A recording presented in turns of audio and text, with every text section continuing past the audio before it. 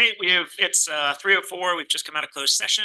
We're going to take a 5-minute recess, and then we will get to our special events workshop. Thank you, guys.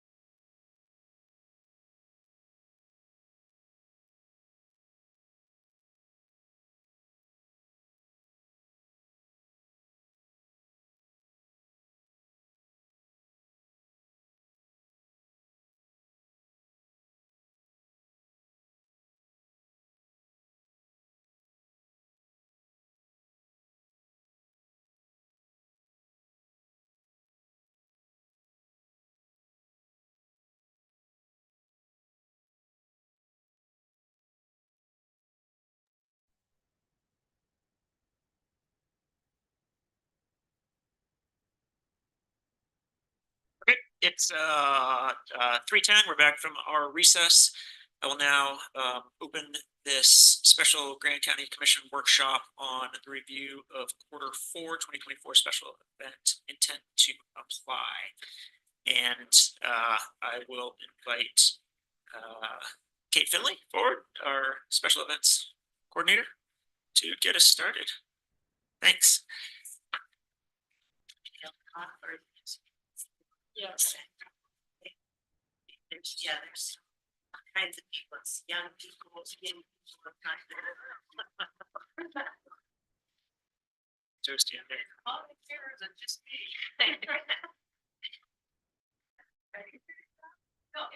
Oh, it is. Okay.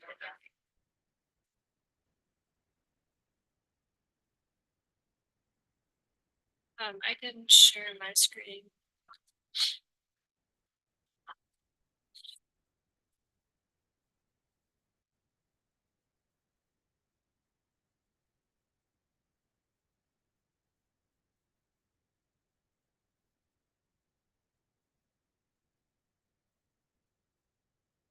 Okay, so before we get started, the paper calendar is the one that you want to look at to see ITAs for this quarter. The calendar that's posted is the one to look at if you want to see all the cool things going on in April. Sorry about that. So paper calendar is the one we're going to be referring to. That calendar, by the way, has the ITAs that we're going to be looking at, as well as any low impact ITAs that I've gotten to this point. So these are the high impact intent to apply submissions that we got for Q4 of 2024. So that's going to be October, November, and December. As you all know, per the ordinance, high impact ITAs are reviewed by the commission quarterly. We've also got some submissions for early 2025. So some applicants took advantage of the provision in the ordinance that says you can submit up to 12 months in advance.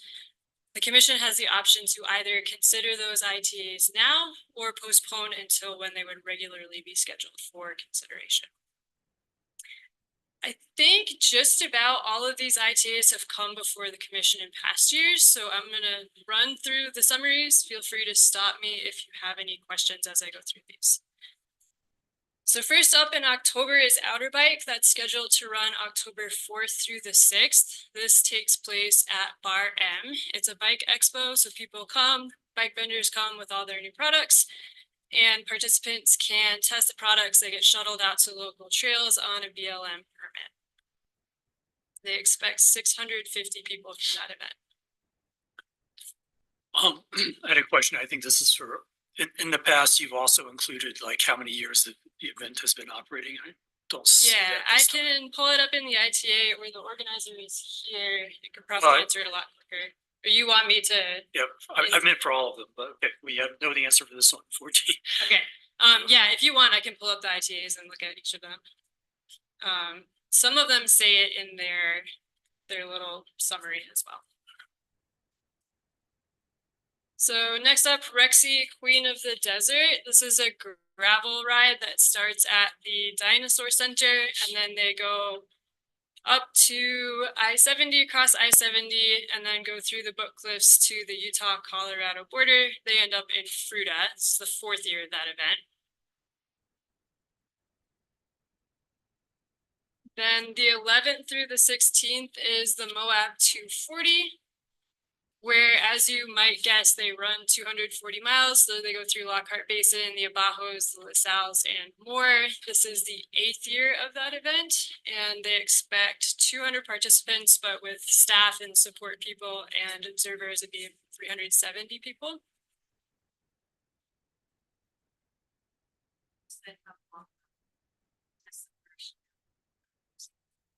No, I think they're in their 4th year, but I can look at that quick. I'm gonna change the name at some point. I think it's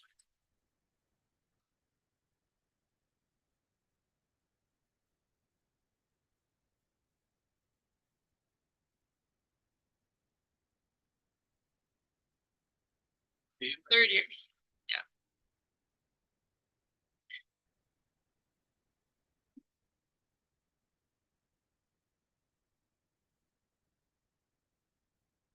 So then the next event takes place at OSTA. It's the Red Canyon Powwow. They're expecting 1,500 people. It's a 2-day cultural celebration taking place on the 19th and the 20th. So the 18th there is their setup day.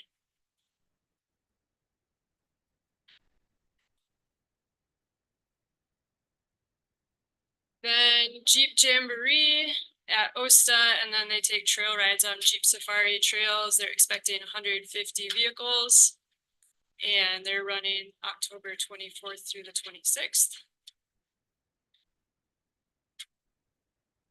And then this last one, it starts in October with the setup, but then runs into early November as well. And that's the Moab Trail Marathon, Half Marathon, 10K, and Kids K. So they're expecting 1,800 people. It's in the Cane Creek area. Looks like on November 2nd is the marathon, half marathon, 10K, and Kids K. And then they have half marathon only on the 3rd. That'll be for this event, the 16th year. We had one event submission for November. That's the Dead Horse Ultra. It's a Mad Moose event. That's taking place on the 15th and the 16th, expecting 1,200 people. That takes place in the Gemini Bridges area. So they start at Gemini Bridges, they go through Mag 7, and that is the 16th year? No, started in 2014 for that event. And then the only submission for December was the Moab Locals 10K. So last year was the first year of this event. It was a low impact event last year. They're looking to expand it this year to include 450 people. And it starts at the golf course and then they run to the hospital. And I know technically that's just a couple of years old, but isn't the organizer the same people who did the Desert Sun 10K, which ran for many years previously?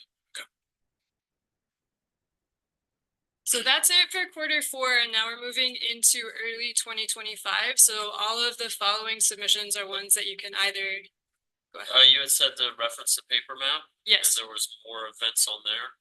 Is there? those are the low impact ones. Low impact? Yep. So, and it's not comprehensive, right? Because there's a shorter deadline to submit low impact ITAs, so we could get those closer. But anything that we've gotten so far that's been approved as low impact is on the calendar for now. Do you know off the top of your head what the Moab Odyssey that overlaps with the Jeep Jamboree is? So yeah, it's the same organizer actually. It's a smaller motorized trail event. Okay. So they finish the Odyssey and then they move into the Jamboree, which is bigger and more. And the Odyssey's a low impact event? Yes, just because I think the size has fewer vehicles, so. On November in the past, I know that first week, full weekend in November, we've always had stacked special events, and a couple of ones that aren't seeing are Kragan Classic, and then the Trail Marathon. They usually have a Massa back, or they have had for years. Are those So back this year? the last time I looked at the Kragan Classic website, they said, stay tuned for spring 2025. Okay. So I think maybe they're trying to move that from being a fall event to a spring Gotcha. event. And then the Trail Marathon is that one that starts, kind of Oh, tail gotcha, end, yeah, and then it right. scoots So into the very They beginning. kind of scooted it up Yeah. the weekend, or the weekend fell on a weird Yep. date. Got it. Okay, thank you. All right, so let's talk about those 2025 submissions. So Arches Ultra, this is another Mad Moose event. They're expecting 700 people.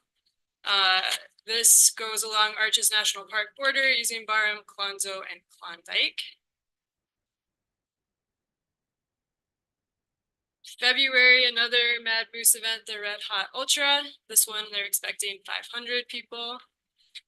This is in the Gemini Bridges area, goes up Gemini Bridges Road, includes Gold Bar, Rusty Nail, and Poison Spider. And then a few events in March. One is Skinny Tire 2025. So that would be running the 8th through the 11th of March, expecting 600 people. And this is where road cyclists go on 313, 128, 279, and in Arches. 23-year history on that event. Canyonlands Half Marathon on the 14th and 15th. That's going to be the 50th year in 2025. Yeah, they're expecting 900 people. That takes place on 128.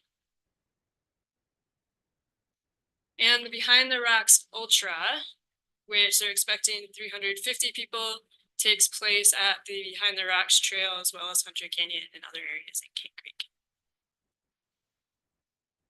And that's what I've got in terms of ITA submissions for this round.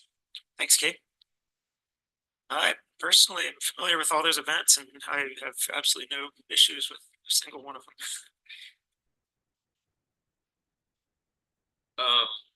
The 25 ones, the early submissions, is there anything that, any feedback from, this past year from any of the? No, there were some minor things that came up on some of them. I talked to all of the applicants to kind of close the loop on that, and it sounds like they've been in contact with the agencies that provide feedback, and it's, like I said, all of them were really minor. And are they typically the same dates or similar to the years past that they've been operating? No big changes? No big changes. Looking at them real quick just to make sure on that.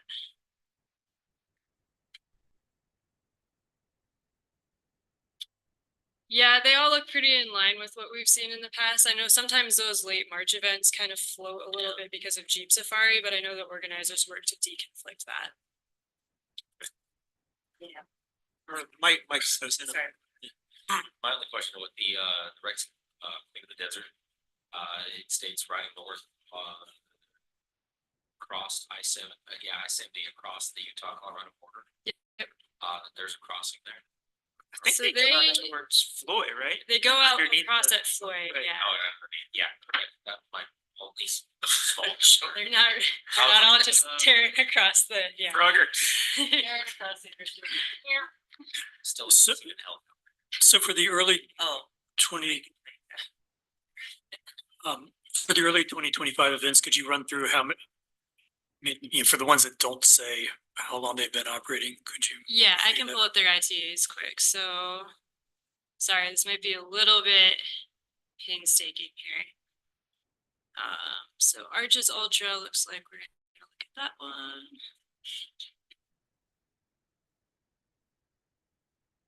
Arches Ultra has taken place for 7 years. Red Hot Ultra, 18 years. Skinny Tire, I think we said 23. Canyonlands half was the 50 years. And then Behind the Rocks Ultra is 11 years.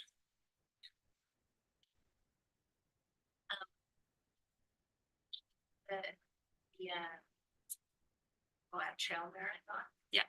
In the end, they keep down where all that construction, are they gonna modify where they're? It's my memory was I always had my cross country team, one of the 8 stations, but it was the one like, pretty much where all that construction is. So do you know if they're gonna modify or slightly? I don't, but I can reach out to her to find out. So the Cane Springs construction. Yeah, they came down on that bench, you know, the little road, Yeah, yeah. the main road, they came down that bench. And burned it.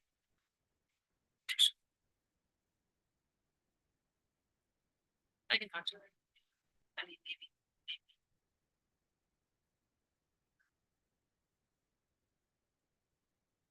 Yeah, and speaking of that, I think that event had a few comments last year. I remember, did we get any as far as like congestion at the packet pickup out at Mossaback on that busy Friday? Have we had any? I negative didn't see comments? any feedback about it. That's a couple years ago. Yeah, right. Just got it figured out. Awesome.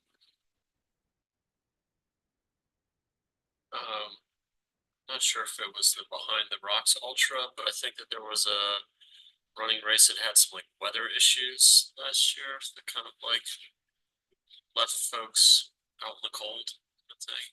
And I don't know if there's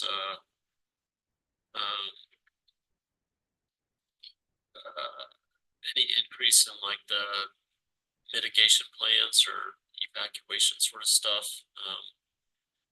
And what would be your feelings about asking organizers to kind of supply a little more like evac plan sort of stuff? So in the last year, well, since I've started, one of the things that I did was tweak the questions asked in the approval, specifically in the medical plan. So if you say your event's in the backcountry, it opens up other questions for you to answer, including what's your plan for potential adverse weather and what do you anticipate for that time of year. So that's something where they are now providing a bit more information, and then EMS and search and rescue also will have the opportunity to review that section and impose more requirements. That's exactly what I like to hear. Thanks.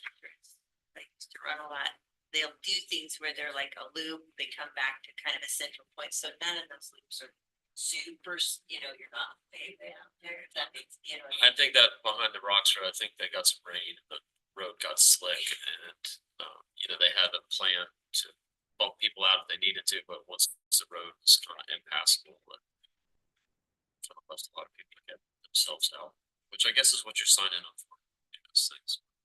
That's what they call it, ultra. Yeah. And Alright. then, with the the two bike events, the outer bike and the Rexy, outer bike's out at RM next year. Is that enough kind of separation and parking for everybody if they're at the, Dino Museum and outer bike is at the brands? I can talk to both organizers. I want to say the Rexy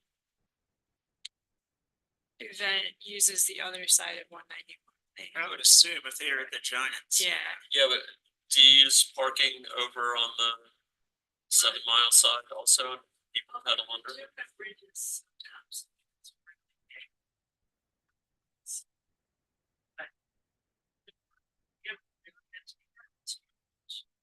Never go all the way to the. And the other thing is they're just kicking the race off there. So the finish is in Colorado. So I imagine they, the riders leave and they probably just evacuate the parking lot pretty quickly. They've been doing that at the same time already. Can't recall. It's such a, Go back and check. it's a much smaller event. Yeah, I didn't realize that's where they were starting from. Yeah. Never had jump.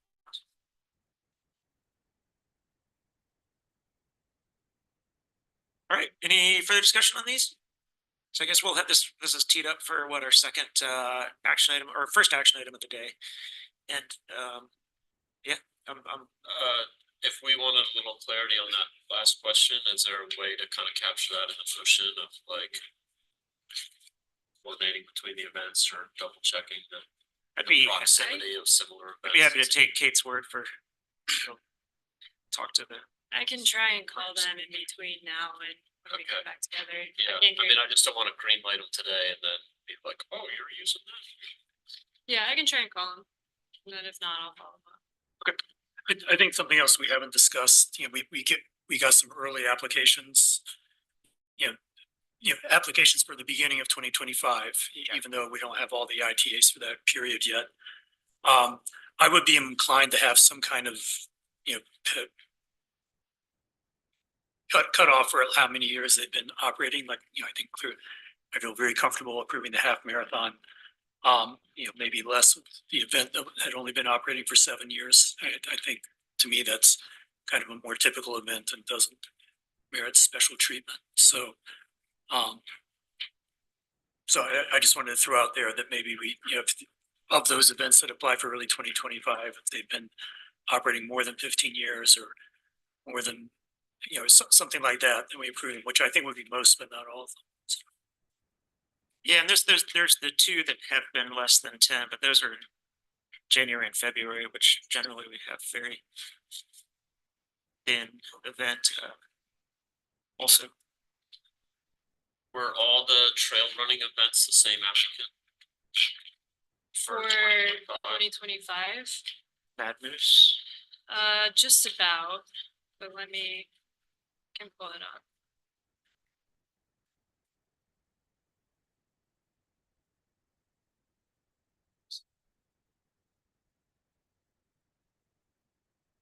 Yes, all of the running events were the same sponsor.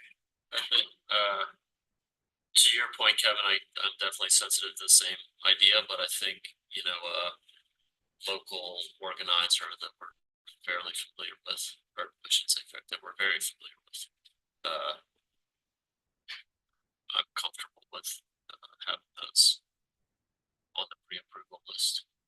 I guess I was more just thinking of, the precedent is set. So I think at other quarters of the year that are more crowded, we wouldn't want to just say yes to any early application that's, got more than a couple of years tenure. And so I think Jacques points out that this is an uncrowded time of year. It's not like we're going to get, we're unlikely to get additional applications. But if we look at the year as a whole, to me, just, an early approval is like some special thing that we reserve for, quote, legacy events. And some of the ones on this list, I think, I would not call legacy events. So you're suggesting that we look at our special events ordinance and define legacy events to something like 10 years or whatever? Well, I think we could just do it informally. That's maybe more flexible, but I guess what I was, and it's not a big deal. I'm not going to raise a fuss about this at the meeting, but I just felt a little bit uncomfortable without, with, very little discussion, just approving the whole slate of the early applications. Right. Okay. Any other discussion on these?